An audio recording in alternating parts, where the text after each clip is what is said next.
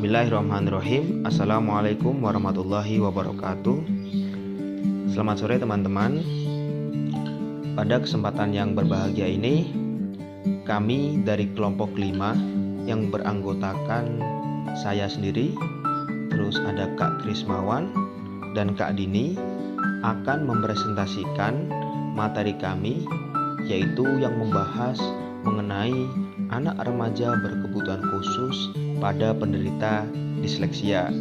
Nah, sebelum itu perkenalkan, nama saya Rizky Ulinuha, NIM saya 19070161136 dan saya dari psikologi 5D. Nah, baiklah teman-teman, di sini saya berkesempatan untuk menjelaskan mengenai pengertian dan penyebab pada anak remaja berkebutuhan khusus penderita disleksia. Teman-teman, menuju penjelasan yang pertama, yaitu mengenai pengertian anak remaja berkebutuhan khusus pada penderita disleksia. Apa sih itu disleksia?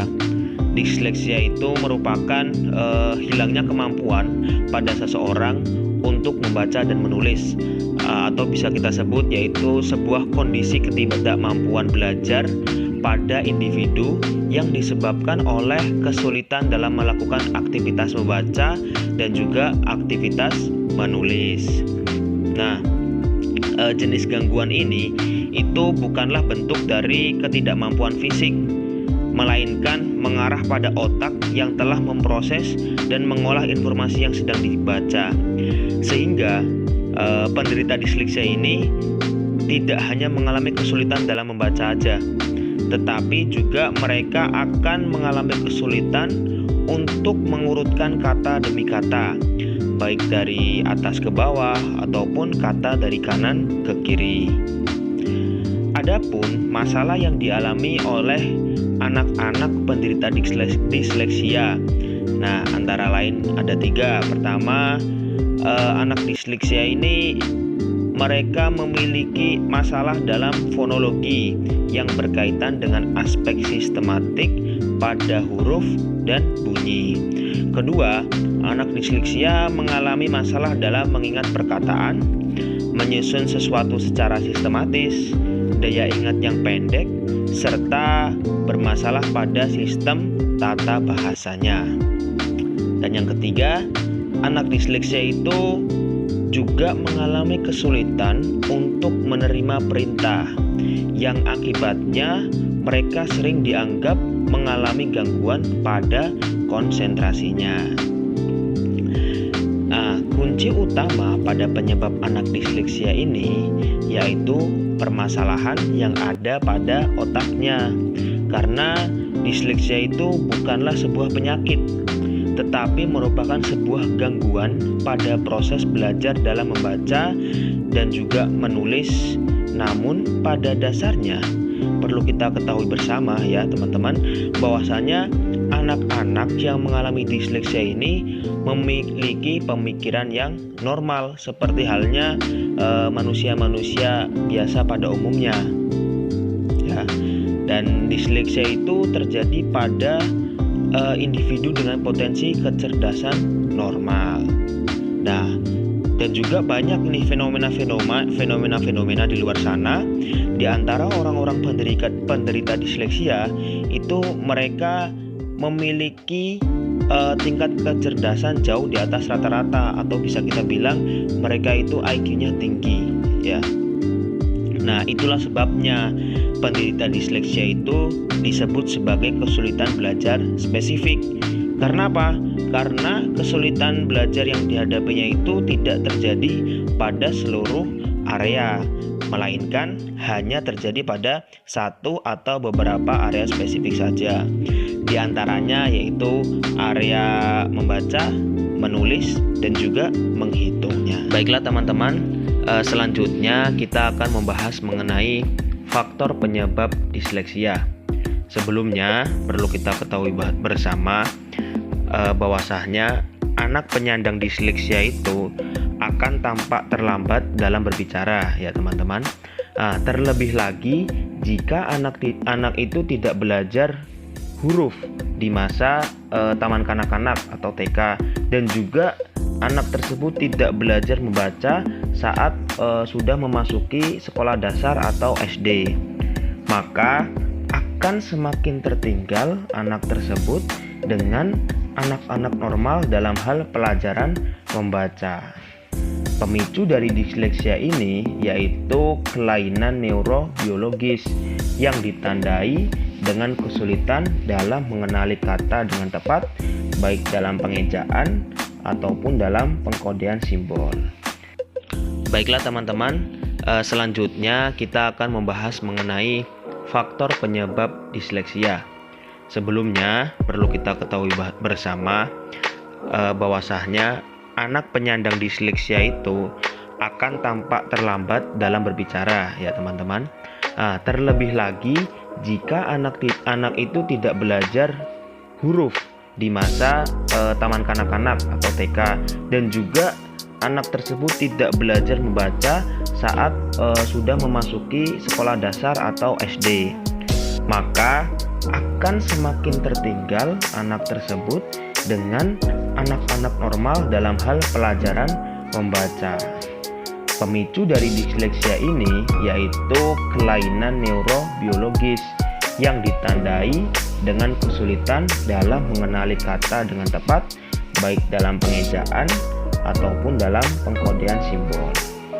Oke, kita lanjut pada 3 faktor penyebab terhadap anak penderita disleksia. Faktor yang pertama yaitu faktor biologis atau otak. Kenapa demikian? Karena pada faktor biologis ini, disleksia dapat disebabkan dari penyimpangan fungsi pada bagian otak tertentu, yang kemudian pada perkembangannya itu anak disleksia akan lebih lambat dibandingkan dengan anak-anak normal lainnya. Dan selain itu juga adanya faktor genetik yang dapat mempengaruhi lambatnya perkembangan anak disleksia tersebut.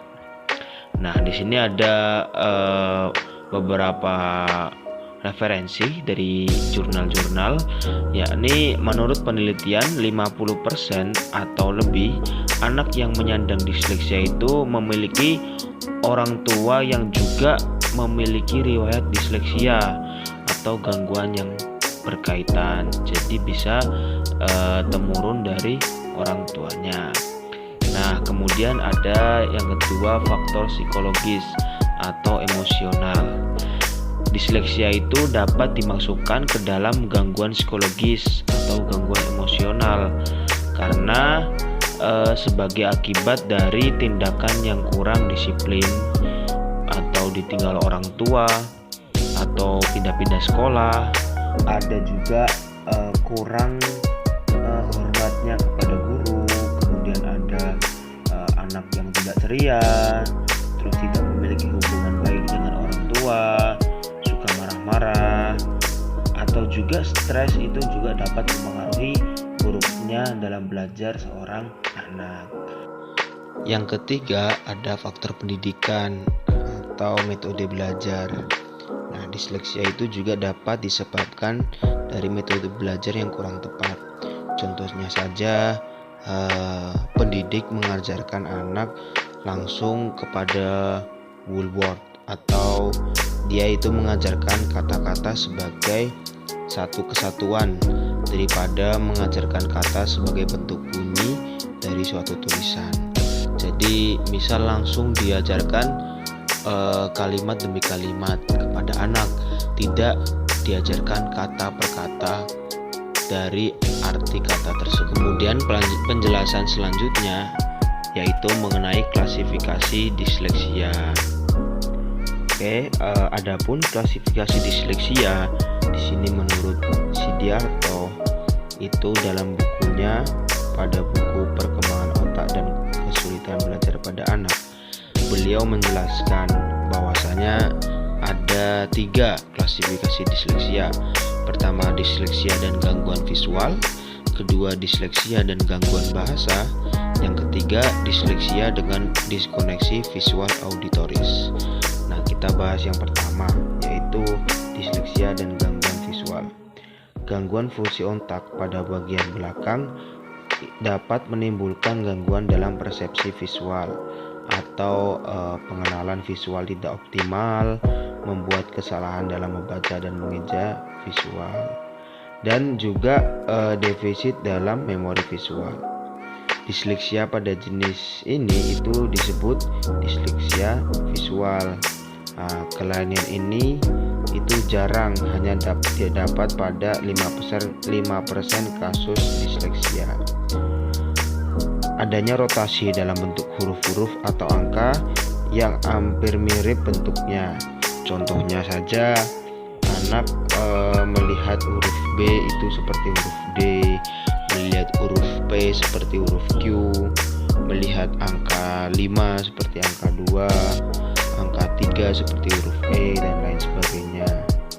Ataupun adanya keterbalikan huruf, seperti melihat huruf M dikira huruf W, huruf N dikira huruf U, angka 6 dikira angka 9, dan lain sebagainya.